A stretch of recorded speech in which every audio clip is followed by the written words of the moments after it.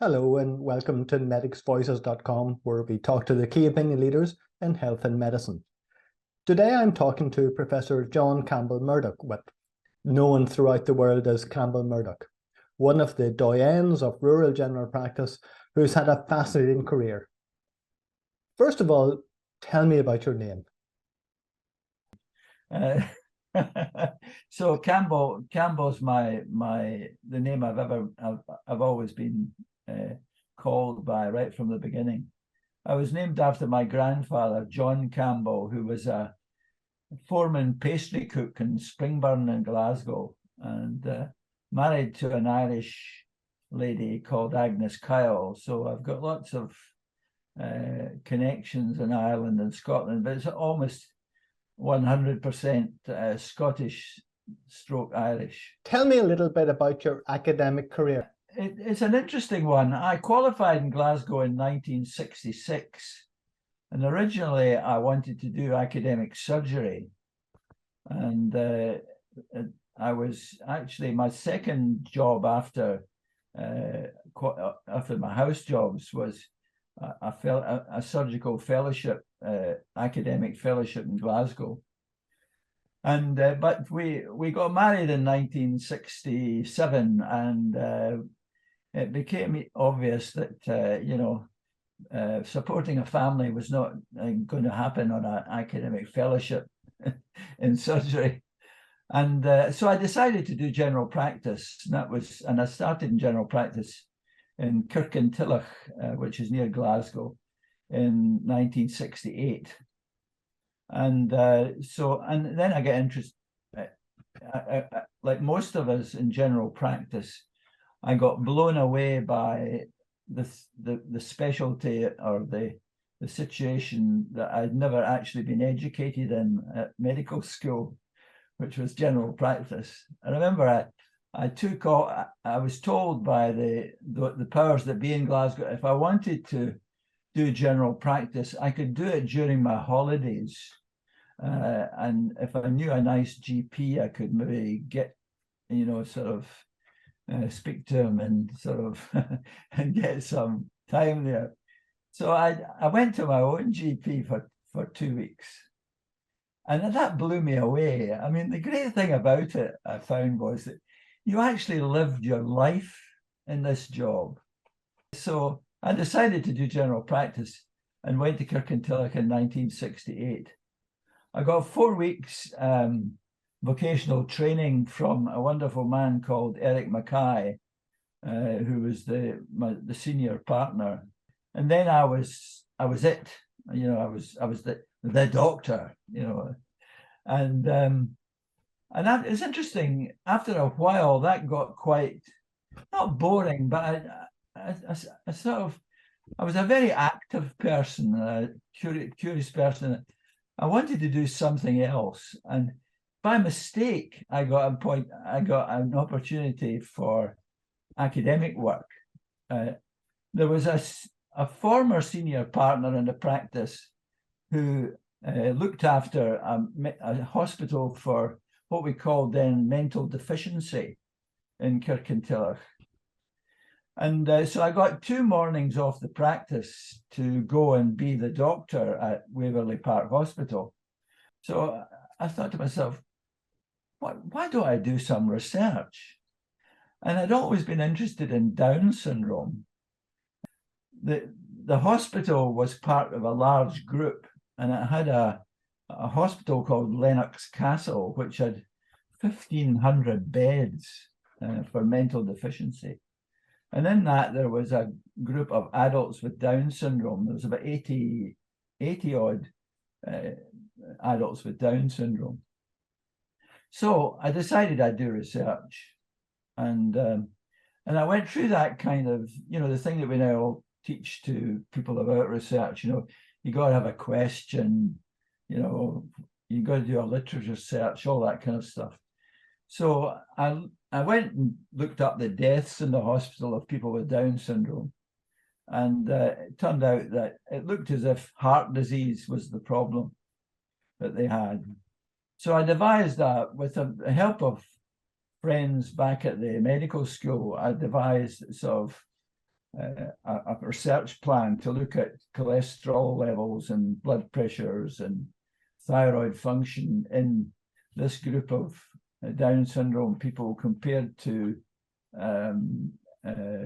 other patients with mental deficiency, age and sex matched. And that turned out to be very successful. And in 5 years or so, I wrote my MD thesis.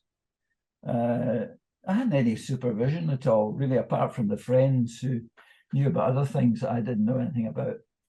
And it was amazing. I got very good publications, and then I began to think that I'm not really an academic. I mean, I'm just a GP.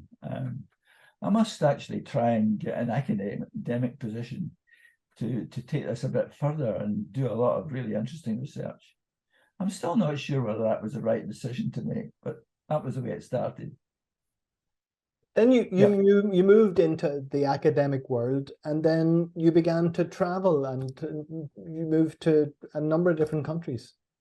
I went to Croatia to the Andrija Stramper School of Public Health in Zagreb for a 2-week visit with a British Council scholarship. I went to a thing called SIMG, and I used to go there every year. I was in Dundee at that time with Professor Jimmy Knox, whom you may remember. He was one of the early professors. He was one of the early professors in Scotland. And I got to know the academic community very well. And then in Dundee, I continued my interest in Down syndrome. But I really then got interested in the care of the elderly. My main task in Dundee was to set up the medical school teaching practice. In these days, we believed that academic departments of general practice should actually be real GPs as well. An issue I think has been dropped in a lot of places, to my great regret. And so I inherited a practice from an older GP who had had the same practice for 40 years, and there was a large proportion of elderly, what I now call elderly. You know, they were 20 years younger than I am now, but and I did my PhD with that thesis from Dundee, which I got in the 80s. But the fascinating thing was I then decided to follow them all. This was all the people over 65 in the practice until they died. You know, that's what I really see as the amazing opportunity we have in general practice for research. But you're also a pioneer in rural practice, and you were one of the leaders in developing the whole concept and the differences between rural and urban practice. I went to New Zealand. I had the first chair of general practice in New Zealand, and there my interest was in chronic fatigue syndrome, ME, chronic fatigue syndrome. And the reason for that was a press interview when I arrived there. You know, there was this illness that people called Tapanui flu that had been described by a GP in Otago. And it was all in the news when I arrived, and somebody said to me, the pressmen said to me, "Do you believe this is a real illness?" And fortunately, I had known about some of the research that was going on in UK, and I said, no, this is a real illness. From New Zealand, I went to the United Arab Emirates, chair of family medicine there for 5 years. And then so I went from there to Malaysia with the University of Sheffield to a venture they had, the Asian Sheffield Medical College. I don't know if you've heard of that. And so I was there for about a year. I went back to New Zealand and I needed a job. And I thought about applying for other chairs, but I really didn't want to travel anymore after that. And so I found that if you want a job in rural practice, it's an absolute breeze compared to wanting to be a professor, because people want you there. There's no competition. And I got chucked in at the deep end. It was, 24/7 general practice, intrapartum obstetrics, the whole deal. And it was a wonderful time. Age 57 is a great time to get re-educated if you're a general practitioner. So that's where I started. And then about 2 years later, I was attending a Wonka conference in Christchurch. And I was asked by one of the Australian academics if I'd ever heard of a thing called the Rural Clinical School. And of course, I hadn't heard of a rural clinical school at that point. The wonderful thing about that was that I had the best job in the world at the end of my career. I went to Kalgoorlie in 2002. We've just celebrated the 20th anniversary of the Rural Clinical School. We started with 7 students in 3 places. And of course, when you're talking about Western Australia, I don't know if you've ever been there, but it's like Europe. It's Western Europe, basically. And so you have an enormous hinterland. And we've now got 120 students in 15 locations. And it was just an amazing thing. And it was sparked by a student who came to see me in Winton from Dunedin, role reversal again, and he said to me, I see more here than I ever do in the teaching hospital. What's that all about?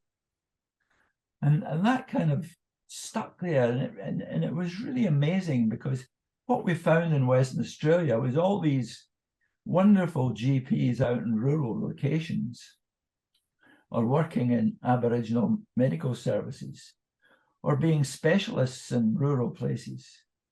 And they had this amazing capacity to teach medical students. How is the rural practice department going now?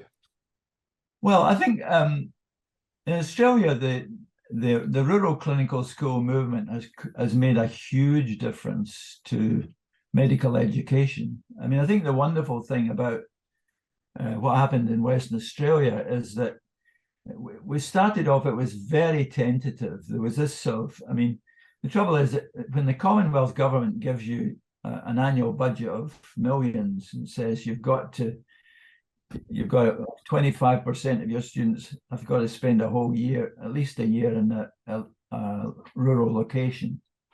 The head of school has got to live in a rural area, and all your staff have got, most of your staff have got to do that, and police that very, very sort of vigorously. The big lesson that taught me was that in academic medicine, money talks. You've got to have that kind of backing to get medical schools to change. And the wonderful thing happened too was that the academics in the various specialties then proceeded to produce papers which demonstrated that the teaching of obstetrics and other subjects was just as good, if not better, when it was done by these so-called primitive GPs out in the sticks. And the wonderful thing about that it was this whole issue of a community of scholars. That's what it was in the bush, as we call it in Australia, but it was a community of scholars, and the level of academic discourse with this group of people who were living and working in rural areas was just amazing. I mean, it was just as good, if not better, than the kind of level of discourse you got in the kind of so-called ivory towers, and that just kind of the students actually sort of just responded to this. You know, the students then began to choose us, not because it was rural so much as it was a good experience. They learned a lot. You know, it was a much better clinical experience for them. And for a while, I worried that they were choosing us because we were so good rather than because we were so rural. In 2007, we got what's called a Carrick Award in Australia. This is an award that's given for educational innovation. And it was really very, very thrilling that a group like us out there in Western Australia won that prize, you know, for educational innovation. And I think it's just a testament to the kind of people we were working with. I mean, I was so-called the founder, the leader, all that sort of stuff. But, you know, I'm just a good circus ringmaster, really, I guess. I mean, one of the big concerns is about the future of rural practice now. Yeah. Lots of countries in Europe, in Canada, and indeed in Australia, I think they're having difficulty attracting people to rural practice. Is this a worry? Well, that was the whole kind of raison d'etre for the rural clinical schools, and certainly in many areas of Australia, we seem to have sorted that out, because we've got now consultants who came through the rural clinical school. In 20 years, something like 1,500 students have gone through this experience. So we've got consultant obstetricians and, you know, and specialists and GPs coming back. In a way, the thing in Australia, they came up with money. They threw money at it, but it was only successful in that the people who got the money were were motivated to do all the other things as well. Campbell, it's been fabulous, and that's a lovely way to end it, when you say it's about motivation as much as about money. Thank you very much indeed. That's been super. When you look back on this wonderful privilege, I mean, I am so privileged to have worked in general practice for 50 years. It's a great honor. And it's because that the people that I worked with were such honest and realistic people. I always remember when I left Kirkintilloch to become an academic, I went to see an old lady who I'd visited every month for 8 years to tell her a story that I thought was going to break her heart. And she looked at me very seriously and she said, "Oh, Dr. Murdoch, I'm sorry you're going away. It's an awful pity. Just as we were beginning to like you."